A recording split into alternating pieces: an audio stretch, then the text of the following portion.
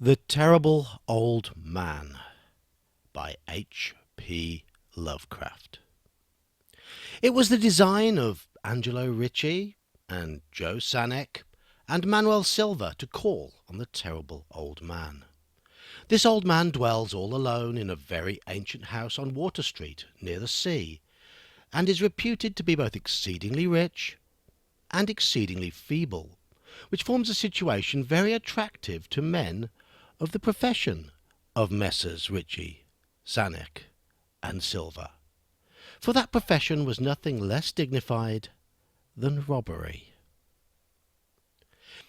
The inhabitants of Kingsport say and think many things about the terrible old man, which generally keep him safe from the attention of gentlemen like Mr. Ritchie and his colleagues, despite the almost certain fact that he hides a fortune of indefinite magnitude somewhere about his musty and venerable abode.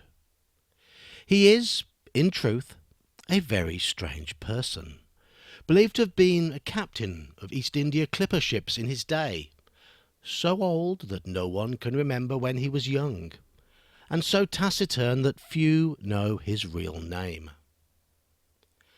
Among the gnarled trees in the front yard of his aged and neglected place he maintains a strange collection of large stones, oddly grouped and painted, so that they resemble the idols in some obscure Eastern temple. This collection frightens away most of the small boys who love to taunt the terrible old man about his long white hair and beard, or to break the small paned windows of his dwelling with wicked missiles. But there are other things which frighten the older and more curious folk, who sometimes steal up to the house to peer in through the dusty panes. These folk say that on a table in a bare room on the ground floor are many peculiar bottles, in each a small piece of lead suspended pendulum-wise from a string.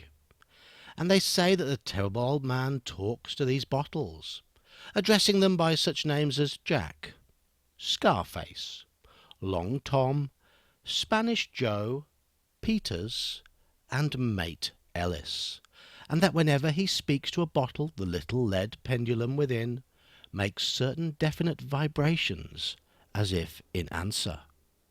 Those who have watched the tall, lean, terrible old man in these peculiar conversations do not watch him again. But Angelo Ritchie and Joe Sanek and Manuel Silva were not of Kingsport blood. They were of that new and heterogeneous alien stock which lies outside the charmed circle of New England life and traditions, and they saw in the terrible old man merely a tottering, almost helpless greybeard, who could not walk without the aid of his knotted cane, and whose thin, weak hands shook pitifully. They were really quite sorry in their way for the lonely, unpopular old fellow whom everybody shunned, and at whom all the dogs barked singularly. But business is business, and to a robber whose soul is in his profession, there is a lure and a challenge about a very old and very feeble man who has no account at the bank, and who pays for his few necessities at the village store with Spanish gold and silver minted 2 centuries ago. Messrs. Ritchie, Sanek, and Silver selected the night of April the 11th for their call. Mr. Ritchie and Mr. Silver were to interview the poor old gentleman, whilst Mr. Sanek waited for them and their presumable metallic burden with a covered motor car in Ship Street, by the gate in the tall rear wall of their host's grounds. Desire to avoid needless explanations in case of unexpected police intrusions prompted these plans for a quiet and unostentatious departure. As prearranged, the 3 adventurers started out separately in order to prevent any evil-minded suspicions afterward.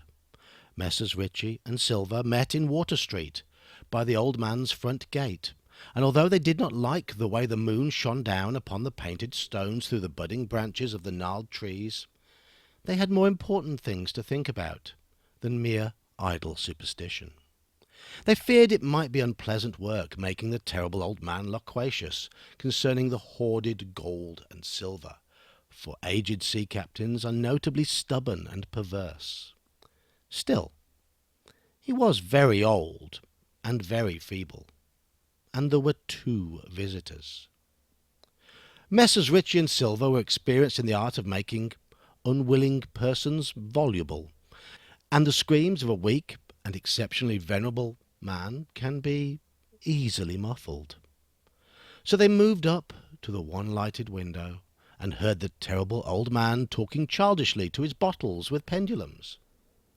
Then they donned masks and knocked politely at the weather-stained oaken door. Waiting seemed very long to Mr. Zanuck, as he fidgeted restlessly in the covered motor car by the terrible old man's back gate in Ship Street. He was more than ordinarily tender-hearted, and he did not like the hideous screams he had heard in the ancient house just after the hour appointed for the deed. Had he not told his colleagues to be as gentle as possible with the pathetic old sea captain?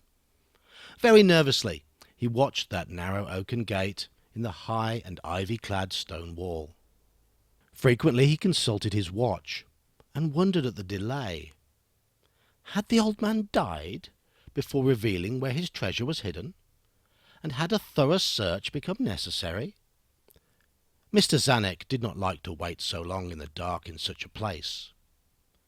Then he sensed a soft tread or tapping on the walk inside the gate, heard a gentle fumbling at the rusty latch, and saw the narrow, heavy door swing inward.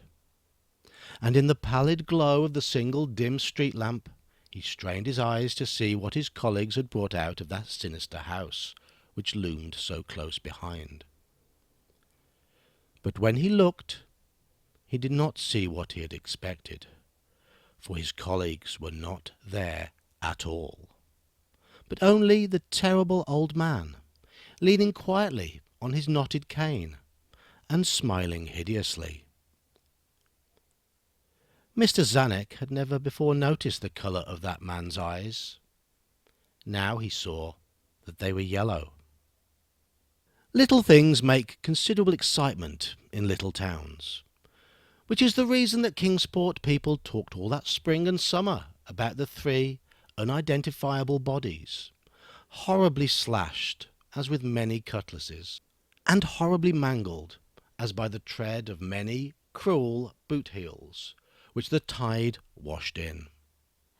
And some people even spoke of things as trivial as the deserted motor car found in Ship Street, or certain especially inhuman cries, probably of a stray animal or migratory bird, heard in the night by wakeful citizens.